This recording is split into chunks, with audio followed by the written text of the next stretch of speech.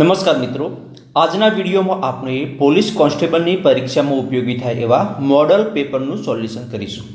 મિત્રો, વિડીયો કરીએ સ્ટાર્ટ અને જોઈએ ક્વેશ્ચન ફર્સ્ટ.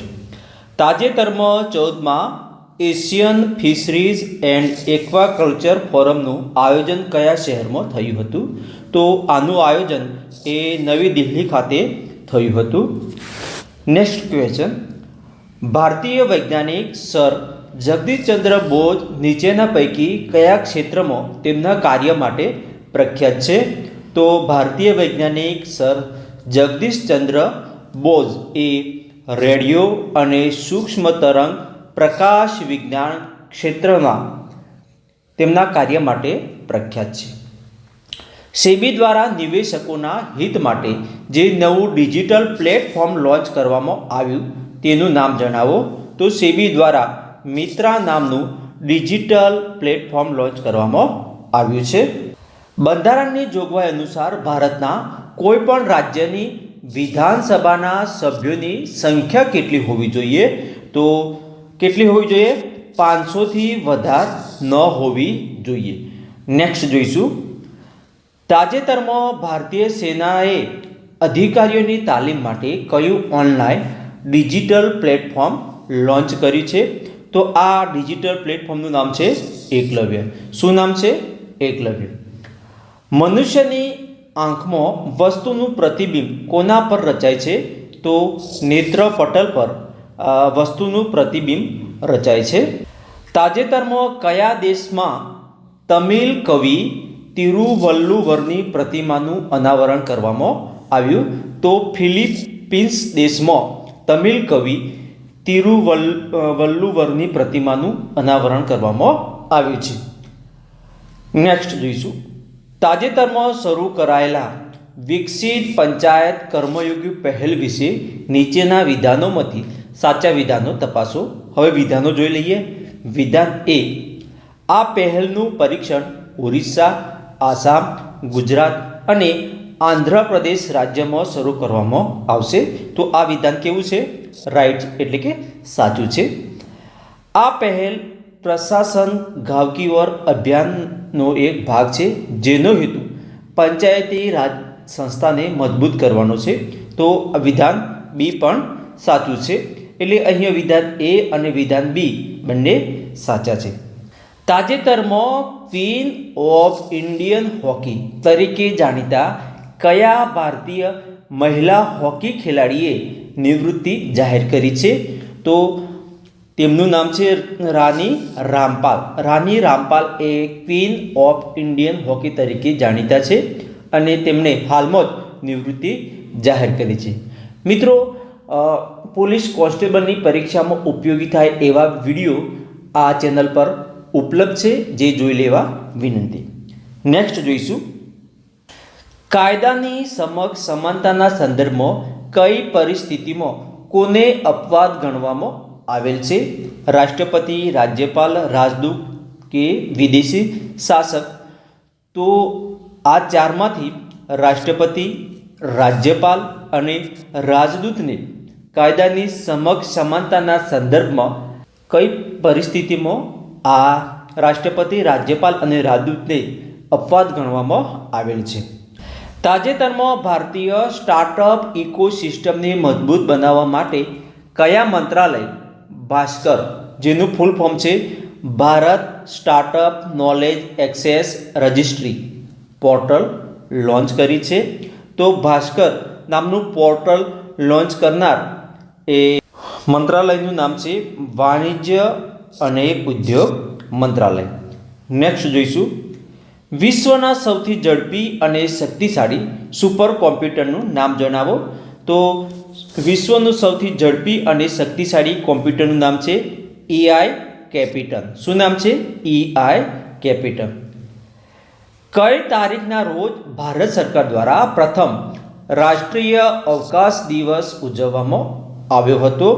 તો 23 ઓગસ્ટ 2024ના રોજ ભારત સરકાર દ્વારા પ્રથમ રાષ્ટ્રીય અવકાશ દિવસની ઉજવણી કરવામાં આવી હતી. ભારતનું પ્રથમ ડોલ્ફિન સંશોધન કેન્દ્ર કયા શહેરમાં શરૂ કરવામાં આવ્યું છે? તો પટના શહેર. કયા શહેરમાં? પટના, જે બિહાર રાજ્યમાં આવેલું છે. આ પટનામાં ભારતનું પ્રથમ ડોલ્ફિન સંશોધન કેન્દ્ર શરૂ કરવામાં આવ્યું છે. નીચે પૈકી કઈ સમિતિ દ્વારા બંધારણમાં મૂળભૂત ફરજોનો ઉમેરો કરવાની ભલામણ કરવામાં આવી હતી? તો સ્વર્ણસિંહ સમિતિ દ્વારા બંધારણમાં મૂળભૂત ફરજોનો ઉમેરો કરવાની ભલામણ કરવામાં આવી હતી.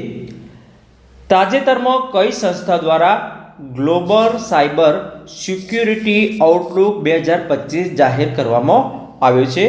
તો આ સંસ્થાનું નામ છે WEF. WEF દ્વારા ગ્લોબલ સાયબર સિક્યુરિટી આઉટલુક 2025 જાહેર કરવામાં આવ્યો છે. સર્વે ઓફ ઇન્ડિયા દ્વારા બહાર પાડવામાં આવેલા આંકડા મુજબ ગુજરાતના દરિયા કિનારાની લંબાઈ વધીને કેટલી થઈ છે? તો સર્વે ઓફ ઇન્ડિયા દ્વારા બહાર પાડવામાં આવેલા આંકડા મુજબ ગુજરાતના દરિયા કિનારાની નવી લંબાઈ 2340.62 કિલોમીટર થઈ છે. આ પહેલાં ગુજરાતની દરિયા કિનારાની લંબાઈ હતી 1700 કિલોમીટર. નેક્સ્ટ જોઈશું તહેવાર અને તિથિ અંગેના સાચા જોડકા જોડો. તો અહીંયા મેં સાચા જોડકા જોડ્યા છે. રક્ષાબંધનનો તહેવાર એ શ્રાવણ સુદ પૂનમના દિવસે આવે છે. હોળીનો તહેવાર એ ફાગણ સુદ પૂનમ. શરદ પૂનમનો તહેવાર આસુવદ પૂનમ. અખાત્રીજનો તહેવાર એ વૈશાખ સુદ ત્રીજના દિવસે ઉજવવામાં આવે છે. નારદ નામક સંગીત શાસ્ત્રના જાણકાર પંડિતે કયો ગ્રંથ લખ્યો હતો? તો નારદ નામક સંગીત શાસ્ત્રના જાણકાર પંડિતે સંગીત મકરંદ નામનો ગ્રંથ લખ્યો હતો. અંદમાન ટાપુની મોટાભાગની આદિજાતિ વસ્તી ખાલી જગ્યાની છે. તો આ આદિજાતિ વસ્તી એ નેગ્રીટો વંશની છે. ભારતમાં જાહેર હિતની અરજીના પિતા કોને ગણવામાં આવે છે? તો PN ભગવતીને જાહેર હિતની અરજીના પિતા ભારતમાં ગણવામાં આવે છે. રાજ્યસભાના સભ્યોની ચૂંટણી કઈ રીતે થાય છે? તો રાજ્યસભાના સભ્યોની ચૂંટણી પરોક્ષ રૂપથી ખુલ્લા મતદાન દ્વારા કરવામાં આવે છે. ગુજરાતમાં સૌપ્રથમ સૂર્યોદય કઈ જગ્યાએ થાય છે? તો ગુજરાતમાં સૌપ્રથમ સૂર્યોદય એ દાહોદ જિલ્લાના ગરબાડા તાલુકામાં થાય છે. નીચેનામાંથી કયા પ્રદેશ નજીક ઓઝોન વાયુનો ઘટાડો સૌથી વધુ થાય છે? તો ધ્રુવીય પ્રદેશ નજીક ઓઝોન વાયુનો ઘટાડો સૌથી વધુ થાય છે. ભારતીય માટી અને જળ સુરક્ષા સંસ્થા એટલે કે ICAR, જેનું ફૂલ ફોર્મ છે Indian of soil and water conservation. આ સંસ્થાનું મુખ્યાલય ક્યાં આવેલું છે? તો ICARનું મુખ્યાલય એ દહેરાદૂનમાં આવેલું છે. રાજભાષા આયોગ સંદર્ભે નીચે આપેલા કયા વિધાનો સાચા છે? તો હવે વિધાન જોઈ લઈએ. વિધાન એ ભારતના રાષ્ટ્રપતિ દ્વારા નિયુક્ત કરાયેલી બંધારણીય સંસ્થા છે. આ વિધાન સાચું છે. રાજભાષા આ આયોગમાં એક અધ્યક્ષ અને 3 સભ્યો હોય છે. આ વિધાન ખોટું છે. તો રાજભાષા આયોગ સંદર્ભે વિધાન એ સાચું છે. નેક્સ્ટ જોઈશું વીજળીનો ચમકારો એ કયા જૈવ રાસાયણિક ચક્ર સાથે જોડાયેલી ઘટના છે? તો નાઇટ્રોજન ચક્ર સાથે જોડાયેલી જૈવ રાસાયણિક ઘટના છે.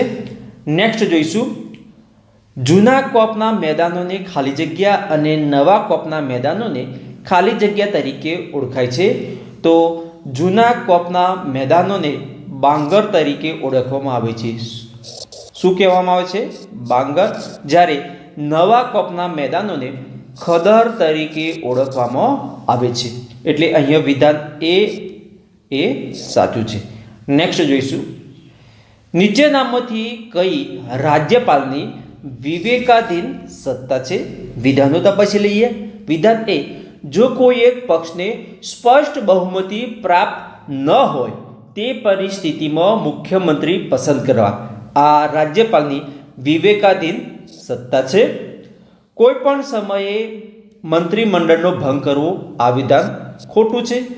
રાષ્ટ્રપતિના સંદર્ભમાં કોઈ ખરડાને સુરક્ષિત રાખવો આ રાજ્યપાલની વિવેકાધીન સત્તા છે. નેક્સ્ટ જોઈશું યુદ્ધ અભ્યાસ અને દેશ સંબંધમાં નીચેના જોડકા જોડો. તો અહીંયા મેં 4 જોડકા સાચા જ લખ્યા છે. સૂર્ય કિરણ યુદ્ધ અભ્યાસ જે ભારત અને નેપાળ વચ્ચે થાય છે. શક્તિ યુદ્ધ અભ્યાસ જે ભારત અને ફ્રાન્સ દેશ વચ્ચે થાય છે. મૈત્રી યુદ્ધ અભ્યાસ જે ભારત અને થાઈલેન્ડ દેશ વચ્ચે થાય છે. મિત્ર શક્તિ યુદ્ધ અભ્યાસ એ ભારત અને શ્રીલંકા આ દેશ વચ્ચે થાય છે.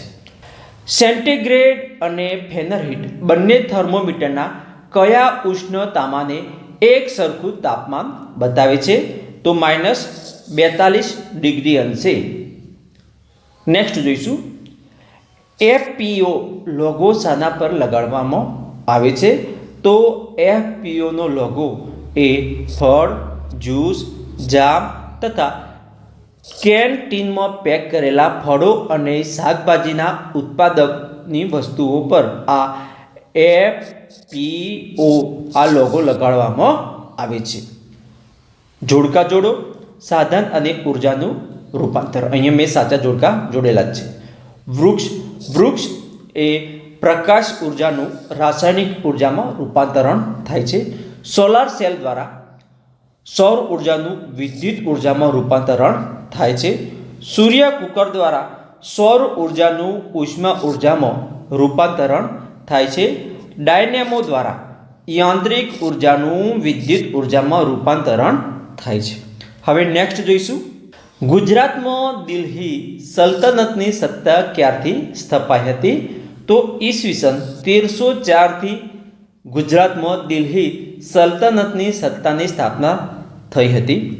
નેક્સ્ટ જોઈશું ધ્રુવ પ્રદેશ પર વિષુવવૃત્તની સરખામણીએ ગુરુત્વ પ્રવેગનું મૂલ્ય વધુ મળે છે, કારણ કે ધ્રુવ પ્રદેશની સરખામણીમાં વિષુવવૃત્તની ત્રિજ્યા વધુ હોય છે, જેના કારણે ગુરુત્વ પ્રવેગનું મૂલ્ય વધુ મળે છે. નેક્સ્ટ જોઈશું RTGS એટલે શું? તો RTGS એટલે રિયલ ટાઈમ ગ્રોસ સેટલમેન્ટ, જેને RTGS તરીકે ઓળખવામાં આવે છે. આર્યો તેમના જીવનનો અંતિમ સમય અરણ્યમાં એટલે કે જંગલમાં જઈને ગાળતા. આથી અરણ્યમાં જઈને ચિંતન કરનારા આર્યોએ રચેલા ગ્રંથો નીચેનામાંથી કયા નામે ઓળખવામાં આવે છે? તો તે ગ્રંથોને આરણ્યકો તરીકે ઓળખવામાં આવે છે. આભાર મિત્રો. હું આશા રાખીશ કે આજનો વિડીયો આપણને ગમ્યો હશે. મિત્રો વિડીયો ગમ્યો હોય તો વિડીયોને લાઇક કરવાનું, ચેનલને સબસ્ક્રાઇબ કરવાનું ભૂલતા જ નહીં.